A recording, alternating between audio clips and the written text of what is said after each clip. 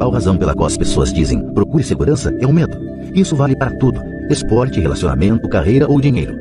É esse mesmo medo, o medo do ostracismo, que leva as pessoas a se conformarem e a não questionarem opiniões aceitas ou tendências generalizadas. Sua casa é um ativo, faça um empréstimo consolidando suas dívidas e livre-se delas. Trabalhe com mais afinco, isso é uma promoção. Algum dia chego a vice-presidente, poupe, quando tiver um aumento vou comprar uma casa maior. Fundos mútuos são seguros, bonecas Tycoon e Elmo estão em falta, mas ainda tenho uma reservada para um cliente que não apareceu. Muitos dos grandes problemas financeiros são causados pelo desejo de se acompanhar a maioria e não querer ficar atrás do vizinho. Ocasionalmente todos nós precisamos nos olhar no espelho e seguir nossa sabedoria interior e não nossos medos. Quando Mike e eu estávamos com uns 16 anos, começamos a ter problemas na escola. Não éramos maus garotos, apenas começamos a nos distanciar da maioria. Trabalhávamos para o pai do Mike depois das aulas e nos fins de semana. Muitas vezes Mike e eu passávamos horas depois do trabalho sentados junto do seu pai enquanto este se reunia com diretores de banco, advogados, contadores, corretores, investidores, gerentes e empregados. Ele era um homem que deixara a escola aos 13 anos e agora dirigia, instruía, comandava e questionava pessoas com alto nível de escolaridade. Elas acorriam a seu chamado e se preocupavam quando ele não as aprovava. Esse era um homem que não tinha acompanhado a multidão, um homem que pensava por si próprio e detestava as palavras "temos que fazer assim, porque todos fazem assim". Ele também odiava ouvir "não é possível". Se você quisesse levá-lo a fazer alguma coisa, bastava dizer "acho que o senhor não consegue isso". Mike e eu aprendemos mais assistindo a essas reuniões do que em anos de escola, incluindo a faculdade. O pai de Mike não tinha uma instrução formal, mas tinha conhecimentos financeiros e, em consequência, era bem-sucedido. Ele costumava repetir para nós: uma pessoa inteligente contrata pessoas mais inteligentes do que ela mesma. Portanto, Mike e eu tínhamos o privilégio de passar horas ouvindo e, no processo, aprendendo com pessoas inteligentes. Mas por causa disso, Mike e eu não podíamos acomodar-nos ao dogma padrão que nossos professores pregavam. E isso criava problemas. Sempre que um professor falava: se vocês não tirarem boas notas, vocês não se sairão bem no mundo real, Mike e eu franzíamos as sobrancelhas.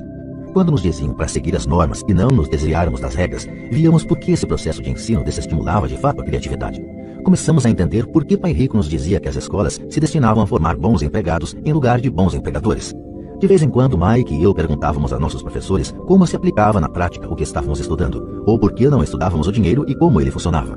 Esta última pergunta era muitas vezes respondida com a afirmação de que o dinheiro não é importante, que se nós tivéssemos uma educação excelente, o dinheiro viria atrás.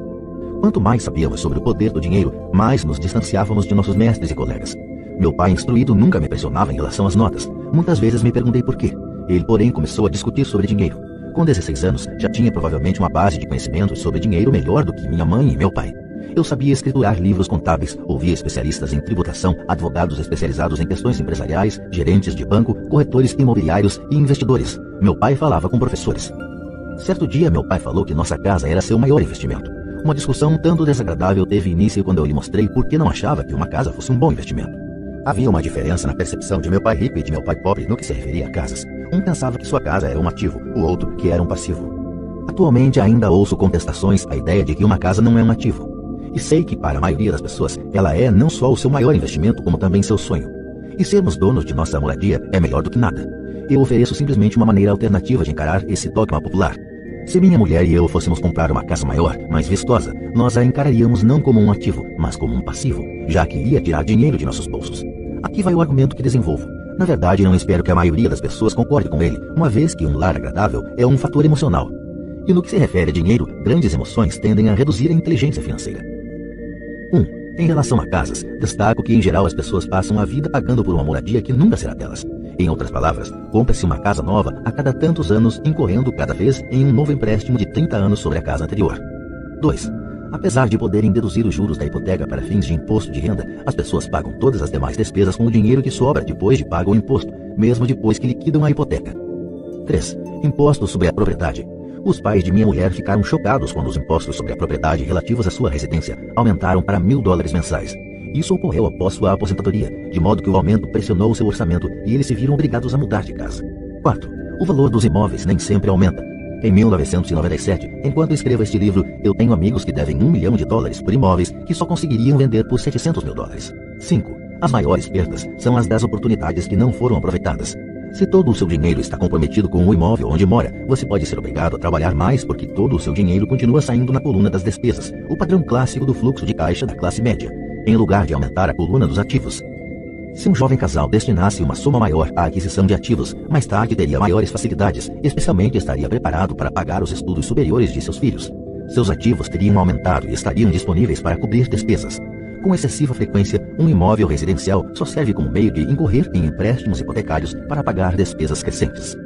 Em suma, o resultado final de optar por possuir um imóvel residencial caro demais, em lugar de começar a formar um portfólio de ativos mais cedo, prejudica o indivíduo de 3 formas.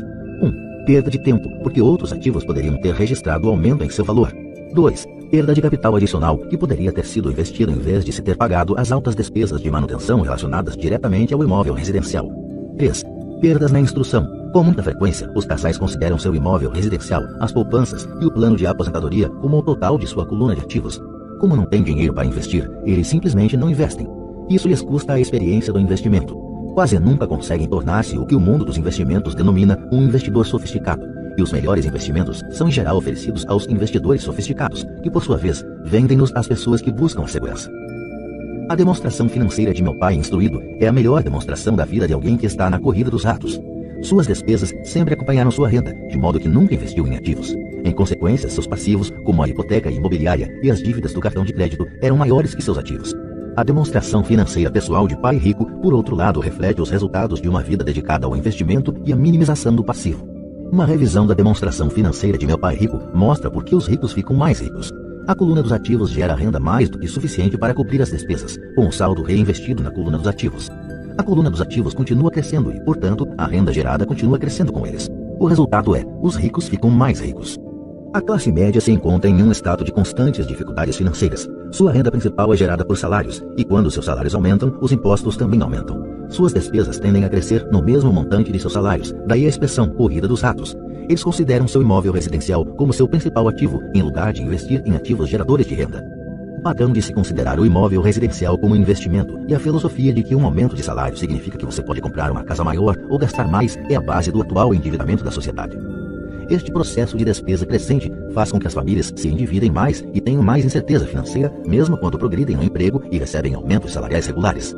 Esta é uma vida muito arriscada decorrente da precária instrução financeira. A maciça perda de empregos da década de 1990, o downsizing das empresas, trouxe à luz a instabilidade financeira da classe média. De repente, os planos de pensão das empresas estavam sendo substituídos por planos 401k, planos de contribuição definida em que a aposentadoria resulta do montante acumulado ao longo dos anos e que são o oposto dos antigos planos de aposentadoria em que o benefício era definido. A Seguridade Social está obviamente com problemas e não pode ser considerada uma alternativa de aposentadoria. O pânico se instalou na classe média. O bom nestes dias é que muitas dessas pessoas reconheceram esses problemas e começaram a aplicar em fundos mútuos. Este aumento nos investimentos é responsável em boa medida pela acentuada alta do mercado de ações. Hoje, mais e mais fundos mútuos estão sendo criados em resposta à demanda da classe média. Os fundos mútuos são populares porque representam segurança. Os aplicadores médios dos fundos de pensão estão demasiadamente ocupados trabalhando para pagar impostos e hipotecas imobiliárias e têm dificuldade em poupar de modo a poder pôr seus filhos na faculdade e liquidar as dívidas do cartão de crédito. Não têm tempo de aprender a investir, de modo que confiam na experiência do administrador do fundo mútuo. Como o fundo mútuo também inclui muitos tipos diferentes de investimento, tem-se uma sensação de segurança porque o fundo é diversificado. Este grupo da classe média instruída aceita o dogma da diversificação, defendido por corretores de fundos mútuos e consultores financeiros. Procure a segurança, evite o risco. A verdadeira tragédia, contudo, é a falta de instrução financeira precoce, responsável pelo risco enfrentado pela pessoa comum da classe média. A razão é que precisam procurar a segurança porque uma situação financeira é, na melhor das hipóteses, precária. Seus balanços não fecham, estão atulhados de passivos, sem verdadeiros ativos para gerar renda. Em geral, sua única fonte de renda é o contra-cheque. Seu modo de vida depende totalmente do empregador. Sendo assim, quando os verdadeiros negócios de sua vida aparecem, essas mesmas pessoas não podem aproveitar a oportunidade. Elas devem procurar a segurança porque estão trabalhando muito, pagando impostos máximos e assoberbadas de dívidas. Como disse no início da sessão, a regra mais importante é conhecer a diferença entre um ativo e um passivo. Uma vez que você consiga entender a diferença, concentre seus esforços na compra exclusiva de ativos geradores de renda. Essa é a melhor maneira de dar o primeiro passo para se tornar rico. Continue fazendo isso e sua coluna dos ativos crescerá. Concentre-se em reduzir passivos e despesas. Isso aumentará o dinheiro disponível para continuar aumentando a coluna dos ativos. Logo, a base de ativos será tão profunda que você poderá permitir-se olhar para investimentos mais especulativos. Investimentos que podem ter retornos que variam de 100% ao infinito. Investimentos em que $5.000 podem se transformar rapidamente em $1 milhão ou mais. Investimentos que a classe média considera demasiado arriscados. O investimento não é arriscado. É a falta de simples inteligência financeira, a começar pela alfabetização financeira, que leva o indivíduo a ser muito arriscado. Se você fizer o que as massas fazem, você estará na seguinte situação. Como empregado possuidor da casa própria, seus esforços no trabalho em geral resultam no seguinte: 1. Você trabalha para alguém. Os esforços e o sucesso da maioria das pessoas assalariadas ajudarão a garantir o sucesso, o enriquecimento e a aposentadoria do dono da empresa e de seus acionistas. 2. Você trabalha para o governo. O governo fica com uma parte de seu contra-cheque antes mesmo que você veja o dinheiro. Ao trabalhar mais, você simplesmente aumenta o montante de impostos que o governo arrecada. A maioria das pessoas trabalha de janeiro a maio apenas para o governo. 3. Você trabalha para o banco. Depois dos impostos, sua maior despesa é, em geral, a hipoteca imobiliária e a conta do cartão de crédito. O problema decorrente de simplesmente trabalhar mais é que cada uma dessas 3 parcelas leva consigo uma parte maior de seu esforço. Você precisa aprender a fazer com que seus maiores esforços beneficiem diretamente você e sua família. Uma vez que você decidiu cuidar de seus próprios problemas, como determinar seus objetivos, é necessário, em geral, dedicar-se à sua profissão e usar os salários recebidos para financiar a aquisição de ativos. À medida que os ativos crescem, como medir a extensão de seu sucesso quando alguém percebe que está rico, que tem fortuna? Da mesma maneira que tenho minhas definições de ativos e passivos, também tenho minha própria definição para riqueza. Na verdade, eu a tomei emprestada de alguém chamado Buckminster Fuller. Alguns o consideram um charlatão e outros um gênio vivo. Anos atrás, ele criou um auê entre os arquitetos ao solicitar a patente para algo chamado um domo geodésico. Mas ao fazer isso, ele também falou algo sobre a riqueza. Parecia à primeira vista muito confuso, mas depois de relê-lo algumas vezes começou a fazer sentido. A riqueza é a capacidade de uma pessoa sobreviver tantos dias a mais, ou, se eu parar de trabalhar hoje, por quanto tempo poderei sobreviver? Ao contrário do patrimônio líquido, a diferença entre ativos e passivos, que frequentemente está repleta com o lixo caro e as opiniões de pessoas sobre o valor das coisas. Esta definição cria a possibilidade de desenvolver uma mensuração verdadeiramente acurada. Poderia assim medir e saber realmente em que pé estou em termos de meu objetivo de tornar-me financeiramente independente. Embora o patrimônio líquido frequentemente inclua ativos que não geram dinheiro, como objetos comprados e agora abandonados num canto da garagem, a riqueza mede quanto dinheiro seu dinheiro está gerando e, portanto, sua sobrevivência financeira. A riqueza é a medida do fluxo de caixa gerado pela coluna dos ativos em comparação com a coluna das despesas. Vejamos um exemplo. Digamos que o fluxo de caixa da minha coluna de ativos gere $1.000 por mês e que eu tenha despesas mensais de $2.000. Qual é a minha riqueza? Voltemos à definição de Buckminster Fuller. Usando essa definição, quantos dias para frente posso sobreviver? Consideremos um mês de 30 dias. Por essa definição, eu tenho um fluxo de caixa suficiente para meio mês. Quando eu tiver alcançado um fluxo de caixa gerado por meus ativos de $2.000, então eu serei abastado. Ainda não estou rico, mas sou abastado. Agora eu tenho uma renda gerada por ativos a cada mês que cobre totalmente minhas despesas mensais. Se eu desejo aumentar essas despesas, preciso primeiro aumentar o fluxo de caixa gerado por meus ativos para manter esse nível de vida.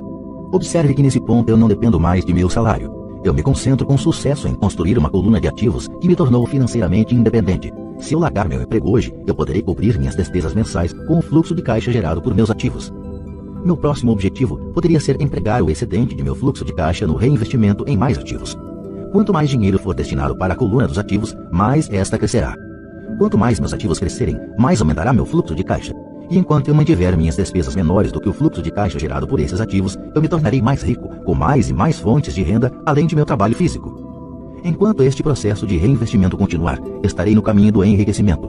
A verdadeira definição de riqueza depende de quem a define. Você nunca poderá ser rico demais. Lembre desta observação simples. Os ricos compram ativos. Os pobres só têm despesas. A classe média compra passivos pensando que são ativos. E como eu cuido dos meus negócios? Qual é a resposta? Ou sou fundador do McDonald's. Capítulo 4. Lição 3. Cuide de seus negócios. Em 1974, Ray Kroc, fundador do McDonald's, foi convidado a fazer uma palestra para a turma de MBA da Universidade do Texas, em Austin. Um querido amigo meu, Kate Cunningham, era aluno dessa turma. Depois de uma exposição forte e inspiradora, os estudantes perguntaram a Ray se gostaria de juntar-se a eles num bar que frequentavam para tomar uma cerveja. Ray aceitou gentilmente. Qual é o meu negócio? Perguntou Ray, quando todo mundo já estava com o seu copo de cerveja. Todos riram contra Kate. A maioria da turma pensou que Ray estivesse brincando. Ninguém respondeu e Ray repetiu a pergunta. Em que negócio vocês pensam que eu atuo? Os estudantes soltaram uma gargalhada e finalmente uma alma corajosa gritou. Ray, não há ninguém no mundo que não saiba que você está no ramo de hambúrgueres. Ray deu uma risada. Achei que vocês fossem responder isso mesmo. Fez uma pausa e disse rapidamente. Senhoras e senhores, eu não atuo no ramo de hambúrgueres. Meu negócio são imóveis. Kate conta que Ray passou um bom tempo explicando seu ponto de vista. Em seu plano de negócios, Ray sabia que o principal foco era a venda de franquias de hambúrguer, mas nunca perdeu de vista a localização de cada franquia. Ele sabia que os imóveis e sua localização eram o mais importante fator de sucesso de cada franquia. Basicamente, a pessoa que comprava a franquia estava também comprando o terreno em que se situava a franquia da organização de Ray Kroc. O McDonald's é hoje o maior proprietário individual de terrenos no mundo, superando até a Igreja Católica. Atualmente, o McDonald's é proprietário de alguns dos cruzamentos e esquinas mais valiosos, não só dos Estados Unidos, como também de outras partes do mundo. Kate diz que essa foi uma das mais importantes lições que recebeu em sua vida. Atualmente, Kate é proprietário de lava-carros, mas seu negócio são os terrenos que estão por baixo desses lava-carros. O capítulo anterior terminou com exemplos ilustrando que a maioria das pessoas trabalha para todo mundo, menos para elas próprias. Elas trabalham em primeiro lugar para os donos das empresas, depois para o governo, ao pagar impostos e finalmente para o banco onde fizeram a hipoteca. Quando garoto não havia nenhum McDonald's por perto. Contudo, meu pai rico ensinou a mim e a Mike a mesma lição que Ray Kroc deu na Universidade do Texas. É a lição 3 dos ricos. O segredo é, cuide de seu negócio. As dificuldades financeiras são muitas vezes o resultado direto de se trabalhar toda a vida para outras pessoas. Muita gente chegará sem nada ao fim de sua vida de trabalho. Nosso atual sistema de ensino se concentra em preparar a juventude para os empregos por meio do desenvolvimento de habilidades acadêmicas. Suas vidas girarão em torno de seus salários, ou, como citado anteriormente, pela renda gerada por emprego. Depois de desenvolvidas as habilidades acadêmicas, os estudantes vão para níveis mais elevados de ensino a fim de desenvolver suas habilidades profissionais. Eles estudam para tornar-se engenheiros, cientistas, cozinheiros, policiais, artistas, escritores, etc. Suas habilidades profissionais lhe permitirão ingressar na força de trabalho e trabalhar por dinheiro. Há uma grande diferença entre sua profissão e seu negócio. Muitas vezes pergunto às pessoas, qual é o seu negócio? E elas respondem, sou banqueiro. No inglês, usa-se a mesma palavra banker para denominar o banqueiro e o gerente do banco. Então lhes pergunto se eles são donos do banco. Em geral, respondem, não, eu trabalho para o banco. Nesse caso, está se confundindo profissão com negócio. Sua profissão pode ser a de banqueiro, mas elas ainda não são donas do negócio. Ray Kroc sabia claramente a diferença entre sua profissão e seu negócio. Em uma época, ele vendia misturadores de milkshake e pouco depois vendia franquias de hambúrguer. Mas enquanto sua profissão era vender franquia de hambúrguer, seu negócio era acumular imóveis geradores de renda. Um dos problemas com a escola é que frequentemente você se transforma naquilo que você estuda. Se você estuda, digamos, culinária, você se torna um chefe. Se você estuda direito, você se torna um advogado. E se você estuda mecânica de automóveis, você se torna um mecânico. O erro de tornar-se aquilo para o que você estuda é que muitas pessoas se esquecem de cuidar de seu negócio. Elas passam a vida cuidando dos negócios de outras pessoas e enriquecendo essa pessoa. Para ter segurança financeira, a pessoa precisa cuidar de seu negócio. Seu negócio gira em torno de sua coluna de ativos, em oposição à sua coluna de renda. Como dito anteriormente, a regra número 1 é conhecer a diferença entre um ativo e um passivo e comprar ativos. Os ricos se concentram em sua coluna de ativos, enquanto os demais se preocupam com a sua demonstração de renda. É por isso que ouvimos com tanta frequência, preciso de um aumento. Se pelo menos conseguisse uma promoção, vou voltar a estudar para procurar um emprego melhor. Vou fazer hora extra. Quem sabe consigo mais um emprego. Vou me demitir. Em 2 semanas encontrei um emprego com salário melhor. Em alguns círculos, essas são ideias sensatas. Contudo, se prestar atenção em Ray Kroc, verá que ainda não está cuidando de seu negócio. Essas ideias todas ainda focam a coluna da renda e só ajudarão a pessoa a ter mais segurança financeira se o dinheiro adicional for utilizado na aquisição de ativos geradores de renda. A principal razão pela qual pobres e classe média são conservadores, do ponto de vista financeiro, o que quer dizer não posso me arriscar, é que eles não têm um embasamento financeiro, apenas agarram-se a seus empregos, fazem o que é seguro. Quando o corte de pessoal se tornou a coisa a ser feita, milhões de trabalhadores descobriram que seu chamado maior ativo, sua residência, os estava comendo vivos. Seu ativo chamado de casa ainda lhes custava dinheiro a cada mês. Seu carro, outro ativo, os devorava. Os tacos de golfe guardados na garagem e que tinham custado $1.000 já não valiam isso. Sem segurança no emprego, não tinham nada a que recorrer. O que eles pensavam que eram ativos não os podia ajudar a sobreviver em uma época de crise financeira. Imagino que todos nós já tenhamos preenchido uma ficha de cadastro para solicitar um financiamento bancário para comprar um imóvel ou um automóvel. É bem interessante olhar para o item patrimônio líquido. É interessante porque é isso que os bancos e as práticas contábeis aceitam como ativo de uma pessoa. Certo dia, minha posição financeira não parecia muito boa para obter um crédito, de modo que incluí meus tacos de golfe, minha coleção de arte, livros, aparelho de som, televisão, ternos Armani, relógios de pulso, sapatos e outros objetos pessoais, a fim de aumentar o montante da coluna dos ativos. O empréstimo, entretanto, foi recusado porque eu tinha muito dinheiro investido em imóveis. Os responsáveis pela concessão de empréstimos não gostaram do fato de eu obter uma parte tão grande de minha renda com apartamentos alugados. Eles queriam saber por que eu não tinha um emprego normal com um salário. Eles não questionaram os ternos Armani, os tacos de golfe ou a coleção de arte. A vida, às vezes, é dura para quem não se encaixa no perfil padrão. Tenho arrepios sempre que ouço alguém falar para mim que seu patrimônio líquido é de $1 milhão ou de $100 mil ou qualquer outro valor. Um dos motivos por que o patrimônio líquido não é um indicador acurado é simplesmente porque no momento em que você começa a vender seus ativos, seus ganhos são tributados. Muitas pessoas se envolvem em dificuldades financeiras quando sua renda é reduzida. Elas tomam empréstimos, elas vendem seus ativos. Primeiro, seus ativos em geral só podem ser vendidos por uma fração do valor declarado em seu balanço pessoal. ou se houver um ganho na venda desses ativos, esse ganho será tributado. De modo que, repito, o governo pega uma parte dos ganhos, reduzindo assim o montante disponível para auxiliá-las a sair da dívida. Por isso, costumo dizer que o patrimônio líquido de alguém frequentemente vale menos do que ele pensa. Comece a cuidar de seus negócios. Fique no seu emprego, mas comece a comprar ativos reais, não passivos ou objetos pessoais que não têm valor real, uma vez que você os leva para dentro de casa. Um carro novo perde cerca de 25% do preço que você paga no momento em que sai da concessionária. Não é um ativo verdadeiro, mesmo que seu banco permita que você o liste entre seus ativos. Meu novo taco de titânio, que custou $400, passou a valer $150 no momento em que pisei no campo de golfe. Para adultos, a lição é manter reduzidas as despesas, reduzir os passivos e formar diligentemente uma sólida base de ativos. Para os jovens que ainda não saíram de casa, é importante que seus pais lhes ensinem a diferença entre ativos e passivos. Faça com que seus filhos comecem a construir uma firme base de ativos antes que saiam de casa, casem, comprem casa, tenham filhos e se encontrem em uma situação financeira difícil, agarrando-se a um emprego e comprando tudo a crédito. Vejo muitos jovens casarem e se verem aprisionados em um estilo de vida que não lhes permite sair do atoleiro das dívidas durante a maior parte dos anos de trabalho. Frequentemente, quando o último filho sai de casa, os pais constatam que não se prepararam adequadamente para a aposentadoria e começam a tentar poupar algum dinheiro. Então, seus próprios pais adoecem e eles se deparam com novas dificuldades. Qual o tipo de ativo que sugiro a você ou a seus filhos adquirirem? No meu mundo, ativos reais se agrupam em várias categorias diferentes. 1. Negócios que não exigem minha presença. Sou o dono deles, mas eles são administrados por outras pessoas. Se eu tiver que trabalhar neles, não é um negócio, torna-se uma profissão. 2. Ações. 3. Títulos. 4. Fundos mútuos. 5. Imóveis que geram renda. 6. Promissórias. 7. Royalties de propriedade intelectual como música, escritos, patentes. 8. Tudo o que tenha valor, gere renda ou se valorize e tenha um mercado líquido. Quando garoto, meu pai instruído me incentivava a procurar um emprego seguro. Meu pai rico, por outro lado, me incentivava a começar a adquirir ativos que me agradassem. Se você não gostar deles, você não cuidará deles. Comecei a adquirir imóveis simplesmente porque adoro prédios e terrenos. Gosto de comprá-los. Poderia buscá-los o dia todo. Quando surgem problemas, não são tão graves que mudem meu apreço pelos imóveis. Pessoas que detestam imóveis não deveriam comprá-los. Adoro ações de pequenas empresas, especialmente aquelas que estão iniciando suas atividades. A razão é que eu sou um empreendedor, não um homem da grande empresa. Quando jovem, trabalhei em grandes organizações como a Standard Oil da Califórnia, a Marinha dos Estados Unidos e a Xerox Corp. Apreciei o tempo que lá passei e tenho boas lembranças, mas eu sabia lá no fundo que não era um homem de organização. Gosto de iniciar empresas, não de dirigi-las. Então compro em geral ações de pequenas empresas e às vezes até inicio a empresa e depois a levo ao mercado. Podem-se fazer fortunas com a emissão de novas ações e eu gosto desse jogo. Muitas pessoas têm medo de pequenas empresas que as consideram arriscadas e de fato o são. Mas o risco sempre é diminuído se você gostar daquilo em que está investindo, entendê-lo e conhecer o jogo. Com pequenas empresas, minha estratégia é de investimento, é desfazer-me das ações no prazo de 1 ano. Por outro lado, minha estratégia para os imóveis é começar com pouco, depois trocá-los por imóveis maiores e, portanto, adiar o pagamento dos impostos sobre os ganhos.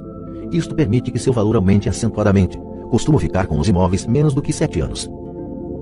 Durante anos, mesmo quando estava na Marinha ou na Xerox, fiz o que aconselhava meu pai rico. Fiquei no meu emprego, mas ainda assim cuidava dos meus negócios. Estava atento à minha coluna de ativos, negociava com imóveis e ações. Pai rico sempre destacava a importância da alfabetização financeira. Quanto melhor eu entendesse a contabilidade e a gestão do dinheiro, melhor eu poderia analisar investimentos e, por fim, construir minha própria empresa. Eu não incentivaria ninguém a iniciar uma nova empresa, a menos que realmente o desejasse. Conhecendo o que conheço quanto à direção de uma empresa, não recomendaria a tarefa a ninguém. Em certos casos, quando a pessoa não consegue um emprego, iniciar uma empresa pode ser uma solução. As chances, entretanto, são adversas. 9 entre 10 empresas quebram em 5 anos. Das que sobrevivem aos primeiros 5 anos, 9 entre cada 10 também quebram. Se você realmente tem o desejo de ter sua própria empresa, vá em frente. Se não for esse o caso, fique no seu emprego e cuide de seus negócios. Quando digo cuide de seus negócios, refiro-me à formação e à manutenção de uma sólida coluna de ativos. Se $1 entrar nela, nunca o deixe sair de lá.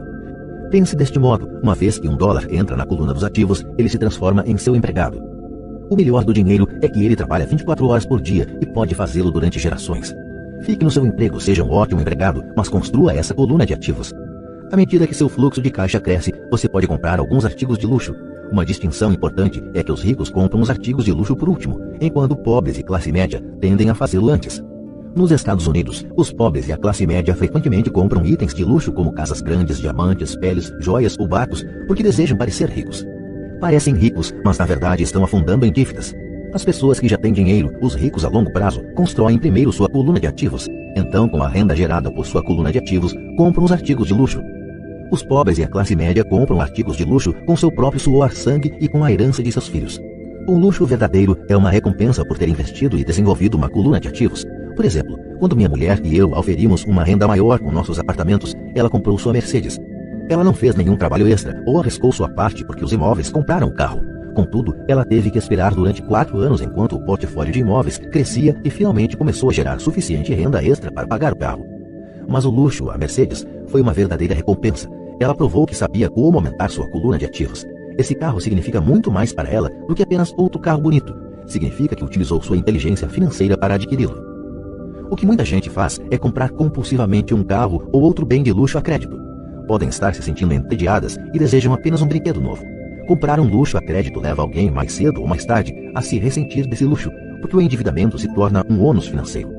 Depois que você dedicou seu tempo e investiu em seus negócios, está pronto para acrescentar o toque mágico, o maior segredo dos ricos, o segredo que põe os ricos muito à frente da multidão, a recompensa no fim da estrada por ter dedicado diligentemente seu tempo para cuidar de seus negócios. Capítulo 5, Lição 4. A história dos impostos e o poder da sociedade anônima. Lembro-me de ter ouvido na escola a história de Robin Hood. Meu professor pensava que fosse uma maravilhosa história de um herói romântico tipo Kevin Costner, que roubava dos ricos para dar aos pobres. Meu pai rico não via Robin Hood como um herói. Ele o chamava de bandido. Robin Hood pode ter desaparecido há muito tempo, mas seus seguidores perduraram. Quantas vezes ouço as pessoas dizerem: por que os ricos não pagam por isso? Ou, os ricos deveriam pagar mais impostos para atender a pobreza. Essa ideia de Robin Hood, ou de tirar dos ricos para dar aos pobres, é que provoca os maiores sofrimentos para os pobres e para a classe média. Razão pela qual a classe média paga impostos tão pesados está no ideal de Robin Hood. Na verdade, os ricos não são tributados. É a classe média que paga pelos pobres, especialmente a classe média alta e instruída. Novamente, para entender bem como tudo acontece, precisamos adotar uma perspectiva histórica. Precisamos conhecer a história dos impostos. Meu pai, muito instruído, era especialista em história da educação. Já meu pai rico se tornou um especialista na história dos impostos. Pai rico explicou a Mike e a mim que originalmente na Inglaterra e nos Estados Unidos não havia impostos. De vez em quando, eram lançados impostos eventuais para financiar guerras. O rei ou o presidente anunciava o acontecido e convocava todos para rachar a despesa. Impostos foram lançados na Grã-Bretanha para financiar as lutas contra Napoleão de 1799 a 1816 e nos Estados Unidos para financiar a Guerra Civil entre 1861 e 1865. Em 1874, a Inglaterra instituiu um imposto de renda permanente para seus cidadãos. Em 1913, o imposto de renda se tornou permanente nos Estados Unidos com a adoção da 16ª emenda à Constituição. Durante certo tempo, os americanos eram contrários aos impostos. Foi o excessivo imposto sobre o chá que levou ao famoso Tea Party no porto de Boston, um incidente que ajudou a desencadear a Guerra Revolucionária. Foram necessários cerca de 50 anos, tanto na Inglaterra quanto nos Estados Unidos, para se consolidar a ideia de um imposto de renda rotineiro. O que esses dados históricos não revelam é que em ambos os casos, os impostos foram inicialmente lançados sobre os ricos. Era isso o que o pai rico queria que Mike e eu entendêssemos. Ele explicou que a ideia de impostos se tornou popular e foi aceita pela maioria, divulgando-se aos pobres e à classe média que os impostos estavam sendo criados para punir os ricos. Foi assim que as massas votaram a favor da lei e ela se tornou constitucionalmente legal. Embora fosse imaginada para punir os ricos, na realidade acabou punindo aquelas pessoas que votaram a seu favor, isto é, os pobres e a classe média. Quando o governo sentiu o gosto do dinheiro, seu apetite aumentou, disse pai rico. Seu pai e eu somos exatamente os opostos. Ele é um burocrata do governo, eu sou um capitalista. Quanto mais ele gasta e quanto mais gente ele contrata, maior será sua organização. No governo, quanto maior sua organização, mais ele será respeitado. Por outro lado, dentro de minha organização, quanto menos gente eu contratar, quanto menos eu gastar, mais respeito obterei de meus investidores. É por isso que não gosto de gente do governo. Eles têm objetivos diferentes daqueles da maioria dos homens de negócios. À medida que o governo cresce, mais e mais dólares saídos dos impostos serão necessários para sustentá-lo. Meu pai instruído acreditava sinceramente que o governo deveria ajudar as pessoas. Gostava de John F. Kennedy e especialmente da ideia do Corpo da Paz. Gostava tanto dessa ideia que ele e mamãe trabalharam para o Corpo da Paz, treinando voluntários para a Malásia, Tailândia e Filipinas. Ele sempre lutava por doações adicionais e aumentos no orçamento de modo que pudesse contratar mais gente, tanto no seu cargo no Departamento de Educação quanto no Corpo da Paz. Essa era sua função. Desde meus 10 anos de idade, ouvia meu pai rico dizer que os funcionários do governo eram um bando de ladrões preguiçosos, e meu pai pobre falava que os ricos eram bandidos gananciosos, que deveriam ser obrigados a pagar mais impostos. Ambos os lados tinham argumentos válidos. Era difícil trabalhar para um dos maiores capitalistas da cidade e chegar a casa onde o pai era um destacado líder do governo. Não era fácil saber em quem acreditar. Contudo, quando você estuda a história dos impostos, aparece uma perspectiva interessante. Como já disse, a aprovação dos impostos só foi possível porque as massas acreditavam na teoria Robin Hood da economia, que era tirar dos ricos para distribuir aos demais. O problema é que o apetite do governo por dinheiro era tão grande que logo os impostos precisaram ser lançados sobre a classe média e daí ir descendo. Os ricos, por outro lado, viram nisso uma oportunidade. Eles não jogam pelas mesmas regras. Como já disse, os ricos já sabiam sobre as sociedades anônimas que se tornaram populares na época das navegações. Os ricos criaram a sociedade anônima como veículo para limitar o risco dos ativos a cada viagem. Os ricos colocavam seu dinheiro em uma sociedade anônima para financiar a viagem. A sociedade anônima então contratava uma tripulação para ir ao novo mundo em busca de tesouros. Se a embarcação se perdesse, a tripulação perdia a vida, mas a perda para os ricos se limitava apenas ao dinheiro investido em cada viagem. É o reconhecimento do poder da estrutura legal da sociedade anônima que dá aos ricos uma grande vantagem sobre os pobres e a classe média. Tendo dois pais a me ensinar, um socialista e outro capitalista, rapidamente percebi que a filosofia dos capitalistas tinha mais sentido financeiro para mim. Tinha a impressão de que os socialistas, em última análise, puniam a si próprios em decorrência de sua falta de instrução financeira. Não importa o que inventasse a turma do tire dos ricos, os ricos sempre encontravam uma forma de passá-la para trás. E desta forma, os impostos acabaram onerando a classe média. Os ricos passaram para trás os intelectuais somente porque aqueles entendiam o poder do dinheiro, um tema não abordado pela escola. Como os ricos passaram para trás os intelectuais? Quando o imposto, tire dos ricos, foi implementado, o dinheiro começou a fluir para os cofres do governo. Inicialmente as pessoas ficaram felizes. O dinheiro foi repassado para os funcionários do governo e para os ricos. Foi para os funcionários na forma de empregos e aposentadorias. Foi para os ricos quando as empresas receberam contratos do governo. O governo se tornou uma grande fonte de dinheiro, mas o problema era a administração fiscal desses recursos. Na verdade, não havia recirculação. Em outras palavras, a política do governo, se você fosse um burocrata estatal, era evitar ter excesso de dinheiro. Se não conseguisse gastar a verba recebida, você se arriscava a perdê-la no próximo orçamento. Certamente não haveria reconhecimento para você se fosse eficiente. Os homens de negócios, por outro lado, são recompensados pelo dinheiro que sobra e são reconhecidos por sua eficiência. À medida que este ciclo de despesas públicas crescentes continuava, a demanda por dinheiro aumentava e a ideia de tire dos ricos se ajustava agora para incluir níveis de renda mais baixos, chegando aos que tinham votado em favor dos impostos, os pobres e a classe média. Os verdadeiros capitalistas aplicavam seus conhecimentos financeiros para simplesmente encontrar uma maneira de escapar. Eles se voltaram para a proteção de uma sociedade anônima.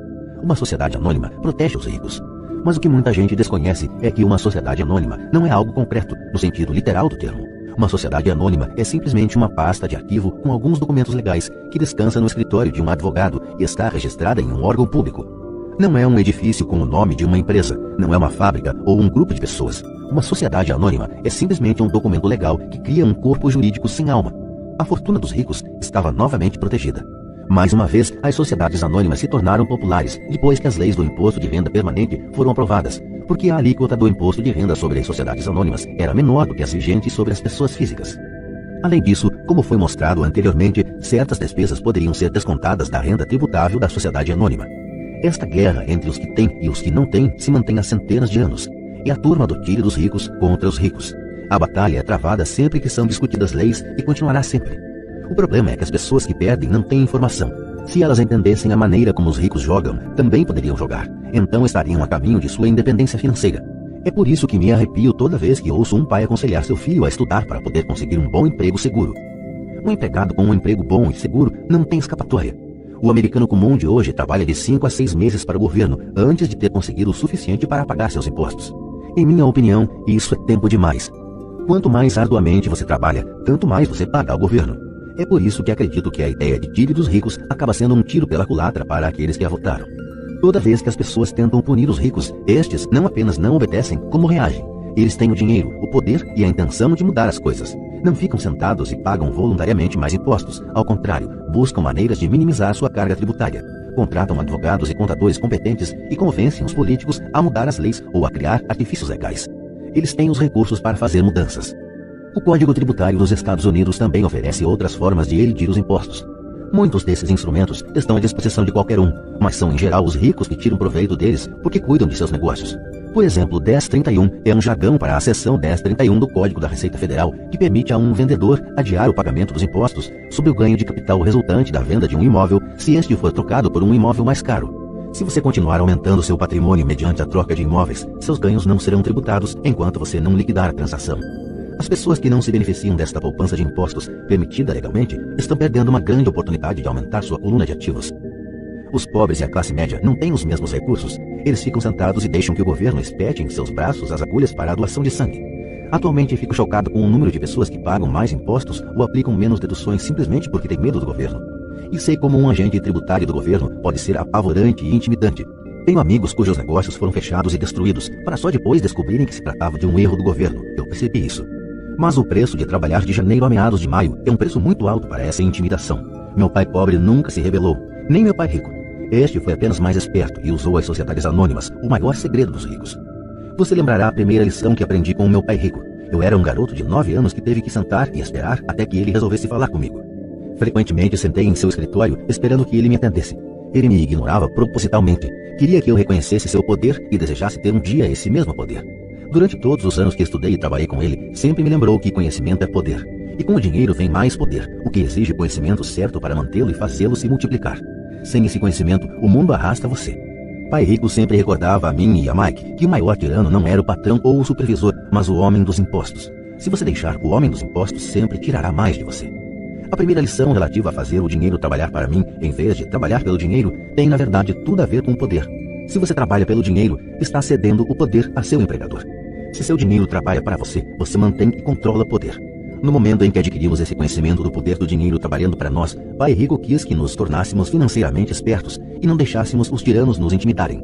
Você precisa conhecer as leis, a forma como funciona o sistema. Se for ignorante, é fácil ser intimidado. Se você sabe do que está falando, tem uma chance de vencer. É por isso que ele pagava tanto a advogados e contadores especialistas em tributação. Era menos dispendioso pagar-lhes do que pagar ao governo. A melhor lição que me deu e que apliquei a maior parte de minha vida é: seja esperto e você não será oprimido. Ele conhecia a lei porque era um cidadão respeitador das leis. Se você sabe que está certo, você não terá receio de se defender, mesmo se você estiver indo contra Robin Hood e seu bando. Meu pai instruído sempre me incentivou a conseguir um bom emprego em uma grande empresa. Ele falava das vantagens de subir na hierarquia empresarial. Ele não entendia que dependendo apenas do contra-cheque de um patrão, eu seria uma vaca dócil pronta a ser ordenhada. Quando contei a meu pai rico o conselho de pai pobre, ele deu uma risadinha. Por que não ser dono da hierarquia? Foi tudo o que disse. Eu era garoto e não entendia o que meu pai rico queria dizer com tornar-me dono de minha empresa. Era uma ideia que parecia impossível e assustadora. Embora a ideia me empolgasse, minha juventude não me permitia vislumbrar a possibilidade de que adultos trabalhassem algum dia para uma empresa da qual eu era o dono. O importante é que se não fosse por meu pai rico, eu teria provavelmente seguido o conselho de meu pai instruído. Foi apenas a lembrança ocasional de meu pai rico que manteve viva a ideia de eu vir a ter minha própria empresa e me fez seguir um caminho diferente. Quando eu já estava com 15 ou 16 anos, sabia que não podia continuar a trajetória que meu pai instruído recomendava. Não tinha ideia de como fazer, mas estava disposto a não seguir na direção em que a maioria de meus colegas se encaminhava. Essa decisão mudou minha vida. Não foi antes de eu chegar aos 20 e poucos anos que o conselho de meu pai rico começou a fazer sentido. Tinha saído da marinha e estava trabalhando na Xerox. Ganhava muito bem, mas cada vez que olhava para o contra-cheque me sentia desapontado. As deduções eram tão grandes e quanto mais eu trabalhava, maiores elas eram. Na medida em que eu era bem sucedido, meus chefes falavam de promoções e aumentos. Era lisonjeador, mas podia ouvir pai rico sussurrando em meu ouvido: para quem você está trabalhando? Quem você está enriquecendo? Em 1974, ainda estava na Xerox, criei minha primeira sociedade anônima e comecei a cuidar de meu negócio. Já havia alguns ativos em minha coluna de ativos, mas agora estava determinado a focar num mercado maior. Esses contra-cheques cheios de deduções justificavam todos os conselhos que pai rico me dera ao longo dos anos. Via o futuro que me aguardava se seguisse o conselho de meu pai instruído. Muitos empregadores temem aconselhar seus empregados a cuidar de seus próprios negócios. Estou certo de que isso pode valer para certas pessoas. Mas em meu caso, a atenção dada aos meus negócios, ao aumento de ativos, tornou-me um empregado melhor. Agora eu tinha um objetivo. Chegava cedo e trabalhava diligentemente, juntando todo o dinheiro possível para poder começar a adquirir imóveis. O Havaí estava começando a crescer e havia fortunas a serem feitas. Quanto mais eu percebia os estágios iniciais da expansão, mais máquinas Xerox eu vendia. Quantas mais vendia, mais dinheiro ganhava e, naturalmente, mais deduções apareciam em meu contra-cheque. Era inspirador. Estava tão ansioso para fugir da armadilha que eu trabalhava mais e não menos. Por volta de 1978, costumava ocupar um dos primeiros 5 lugares entre os vendedores, às vezes o primeiro. Estava louco para sair da corrida dos ratos. Em menos de 3 anos, eu estava faturando mais em minha pequena empresa, uma companhia imobiliária, do que na Xerox. E o dinheiro que ganhava na minha coluna de ativos, minha companhia imobiliária, era dinheiro que trabalhava para mim. Não era eu batendo em portas para vender copiadoras. O conselho de meu pai rico fazia mais sentido. Logo, o fluxo de caixa de minhas propriedades permitiu que minha empresa comprasse meu primeiro Porsche. Meus colegas vendedores da Xerox pensavam que eu estava gastando minhas comissões. Não estava. Estava gastando minhas comissões em ativos. Meu dinheiro estava trabalhando arduamente para ganhar mais dinheiro. Cada dólar de minha coluna de ativos era um grande empregado dando duro para fazer mais empregados e comprando para o chefe um novo Porsche, a ser deduzido da renda tributável. Comecei a trabalhar mais para a Xerox. O plano estava funcionando e meu Porsche era a prova. Ao aplicar as lições de meu pai rico, eu tão jovem podia sair da proverbial corrida dos ratos, de ser empregado. E isso foi possível dados os sólidos conhecimentos financeiros adquiridos com essas lições. Sem esses conhecimentos que chamo de QI financeiro, meu caminho para a independência financeira teria sido muito mais difícil. Agora divido com outros por meio de seminários tudo o que aprendi. Sempre que faço minhas palestras, lembro aos ouvintes que o QI financeiro se compõe de 4 grandes áreas. Contabilidade.